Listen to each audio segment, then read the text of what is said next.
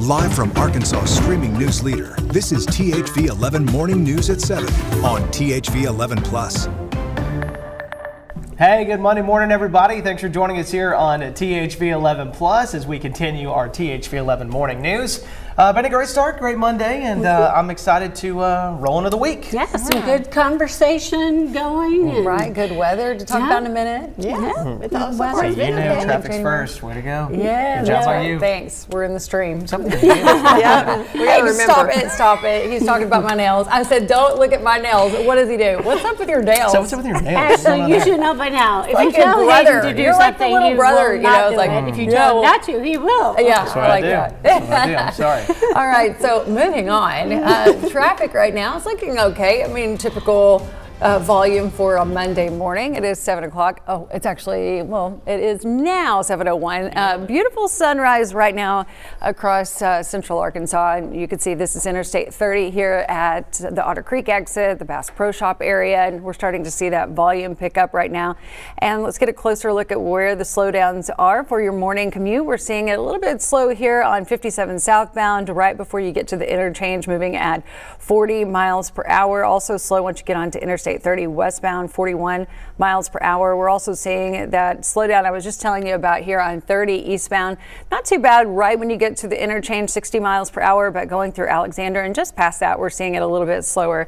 So as you're coming through there, just expect your normal delays, 39 miles per hour just past Alexander. This is what it looks like for your drive times into downtown Little Rock from Conway. Still looking great. Benton is awesome, and it's increasing just a little bit if you're coming in from Cabot at 21 minutes to downtown. But that's not bad at all. I mean, I think we could handle that. I think that's pretty expected, Tracy. Yeah, not too bad. Also, Ashley, I know you were talking about hot chocolate earlier. Susie and Gilbert said she's got some ideas for you. So I'm going to go ahead and check that text, adding a little marshmallow. They're sitting on the back porch and watch the deer. It's a good morning to do that. Look at this beautiful sunrise. It is a nice start.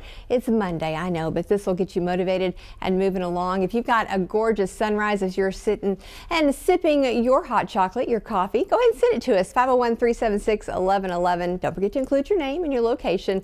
Make sure we show it here. Again, it is a little chilly, 29 in central Arkansas. We've got the teens there in Clinton and a few lower 30s today, hour by hour. We're going to see plenty of sunshine. It will begin to warm up here before long, but those winds are going to kick up as well. Not too bad, again, as we are heading into the main part of the day, around 10 miles per hour, but we do have an elevated wildfire risk, and as we're heading into the evening and overnight hours on Tuesday, they're going to pick up as well. So we'll talk more about what we can expect coming up in just a couple of minutes. Developing now, President Trump confirms the military is weighing, quote, strong options for Iran, while deadly protests there keep growing. U.S.-based activists say more than 500 people have been killed during these protests so far. The president now warning the U.S. could step in. CBS News reports the Trump administration also set to meet with Danish officials this week as talks continue about requiring Greenland. And back in D.C., Federal Reserve Chair Jerome Powell says the Justice Department has sent grand jury subpoenas to the Federal Reserve, raising the threat of criminal charges. Bradley Blackburn has more. We're looking at some very strong options. President Trump says he's weighing possible military strikes and other options against Iran, days after he warned the U.S. would get involved if Iran killed anti-government protesters. Iran wants to negotiate. A meeting is being set up, but we may have to act because of what's happening before the meeting. U.S. activists say more than 500 protesters have been killed in the violence surrounding the demonstrations. An Iranian lawmaker has threatened to retaliate against U.S. military assets in the region if the U.S. strikes. If they do that, we will hit them at levels that they've never been hit before. This, as diplomatic sources say, U.S. and Danish officials are expected to meet Wednesday to discuss President Trump's push to acquire Greenland from Denmark. I'd love to make a deal with them. It's easier. But one way or the other, we're going to have Greenland. Meanwhile, Federal Reserve Chairman Jerome Powell says he's the target of a federal investigation. The threat of criminal charges is a consequence of the Federal Reserve setting interest rates based on our best assessment of what will serve the public. rather than following the preferences of the president. President Trump has repeatedly slammed his own Fed chair pick, frustrated the Fed board hasn't lowered interest rates as fast as he wants. He's a fool. He's a stupid man. Powell says the DOJ probe is tied to congressional testimony he gave last summer regarding a massive Fed buildings renovation project that even he acknowledges has exceeded initial estimates. Bradley Blackburn, CBS News, New York. More tension growing in Minnesota this morning. Homeland Security Secretary Kristi Noem says hundreds more federal agents are now being sent to the state, which is being met with confrontations in Minneapolis. The deployment comes after nationwide protests demanding justice for Renee Good, who was shot and killed by an ICE agent last week. Organizers say more than 1,000 anti-ICE demonstrations were planned across the country over the weekend. As the federal investigation continues, Minnesota officials say they're being sidelined, raising big concerns about access to evidence and widening an already sharp political divide. Time now 7:05. New this morning, 3 inmates are dead and at least a dozen more in a hospital after major fights broke out at a Georgia prison. The Department of Corrections is investigating what law enforcement calls a possible riot at Washington State Prison in Georgia. Authorities say during Sunday's melee, 2 inmates died at the scene. A third died hours later at a hospital, and investigators are still working to figure out what sparked the violence. A correctional officer suffered an injury, and multiple agencies, including the Georgia State Patrol, responded to the scene. No word yet on charges as the investigation continues. Elsewhere, law enforcement in Clay County, Mississippi are investigating a mass shooting that left 6 people dead, among them a 7-year-old girl. Authorities say the suspect, 24-year-old Derica Moore, is in custody after a series of shootings across multiple locations Friday night. Investigators say the violence began at a home before spreading to 2 other locations. And that's where deputies later found additional victims, including a pastor. Moore was captured in a stolen vehicle and is to appear in court this morning. A suspect is in custody after investigators say a historic Mississippi synagogue was intentionally set on fire. Authorities say the fire damaged Beth Israel in Jackson just after 3 a.m. on Saturday, but no one was hurt. Beth Israel is the state's largest synagogue and was previously targeted in a 1967 bombing tied to its involvement in civil rights work. Officials say the arson investigation remains active. A heartbreaking scene in South Little Rock where a family is now picking up the pieces after a devastating house fire. But amid the loss, there was resilience and optimism. THV11's Carter Thweet shows us how the family is moving forward and how a young boy's dream remains firmly within reach.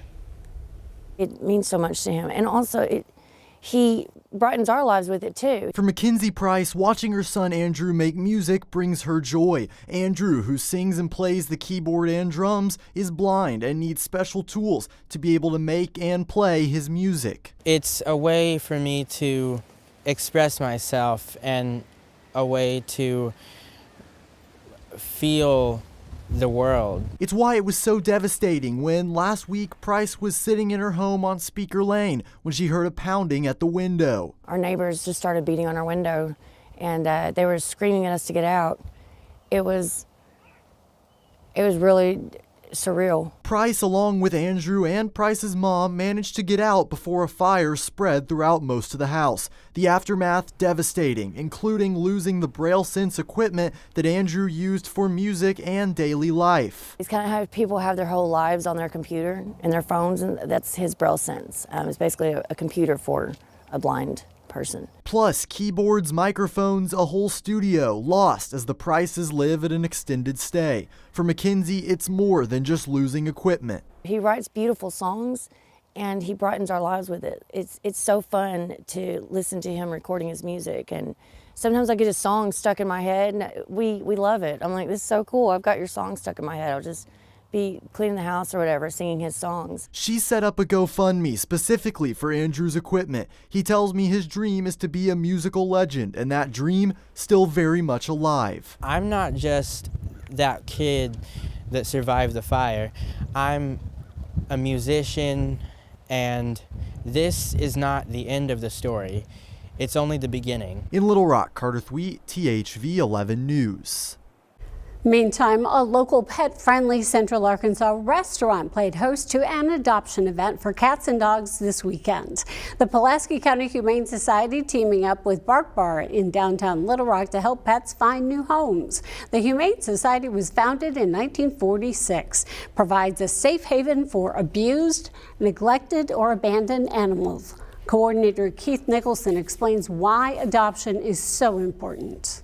As they help maintain visibility in our community, the problem is huge. We stay full all the time, so it's important to keep our name out there in the public eye so the community is aware.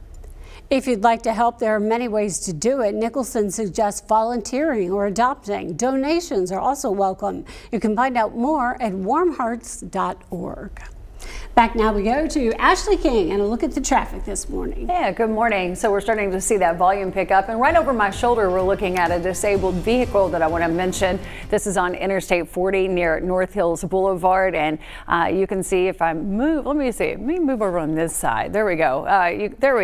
Just take it full screen. Okay, you can see that it is very close to that far left lane right there on that yellow line. So I'm sure they're working to clear that, as that could be a major issue this morning, could cause some problems.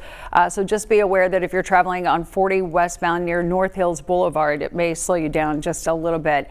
We can look at exactly how slowly it is moving through that area here, and just the entire North Terminal interchange looking a little bit better on 57 southbound. What was 167, we're up to 52 miles per hour, but it is slow there on 40 where we were just looking.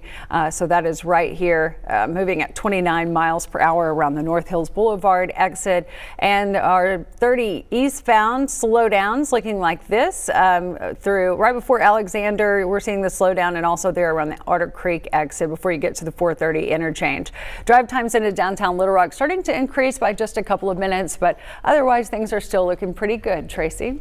Well, Ashley, roads are looking good. We need to keep an eye again on that fire danger. We've got some windy conditions headed our way right now. Not too bad, but by this afternoon we're going to see some gusts upwards of 15 to 20, even maybe a little bit more off to the north. That'll continue throughout the day. This is going to be 9:30 this evening. Again, still seeing those gusts in northern areas around 20, here in central Arkansas 15, but that's enough to get a fire going quickly. Looking at some gusts of 30s there, and tomorrow we're going to continue to see this all throughout the day. So talking about again that risk for fire danger, it is elevated as we're heading into the next few days. Really going to have to keep an eye on this, especially today and tomorrow, but Wednesday and Thursday certainly keeping an eye on things.